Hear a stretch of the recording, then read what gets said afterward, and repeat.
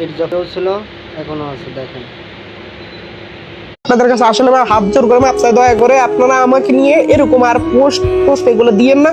আমি একদম আমার কিছুই না। আমারও জিজ্ঞাসাবাদ করছে সিআইডি, আমি এক সপ্তাহ থেকে আমি ওনাদের জিজ্ঞাসাবাদের ভিতরে। তো আমার বলতেছে আপনাদের উপর কোনো হ্যারাসমেন্ট হইতো নাকি, মারতো নাকি? হ্যাঁ আমরা মারছে, আমরা বেল দিয়েও মারছে ভাইয়া। ওনার রাগ উঠছে, অভিমান হয়েছে আমার, হয়তো উনি ওনার ছোট ভাই হিসেবে আমরা মারছি। আমি এগুলো নিয়ে আমার কোনো রাগ অভিমান কিছু নেই। আর উনি ছাত্র আন্দোলনের মামলা খাইছে, ওটারটা ওনার, কিন্তু ওই সাপগুলো আমার উপর কেন আসতেছে? দয়া করে আমার নিয়ে আপনারা পড়ে থাকেন না ভাই। বাংলাদেশে অনেক টপিক আছে, ওইগুলো নিয়ে পড়ে থাকেন। আমি আমার কিছু না। আমি বিপিনুর ভাই আর রাশেদ খান ভাইয়ের কাছে বলতে চাই ভাই, আমি আপনাদেরকে চিনি না, জানি না, বা আপনাদেরকে আমি টিভিতে দেখি, মোবাইলে দেখি। আপনারা অনেক বড় মাপের মানুষ, কিন্তু আপনারাও আমার নিয়ে পড়ে আছেন। আমি কিছুই না ভাই।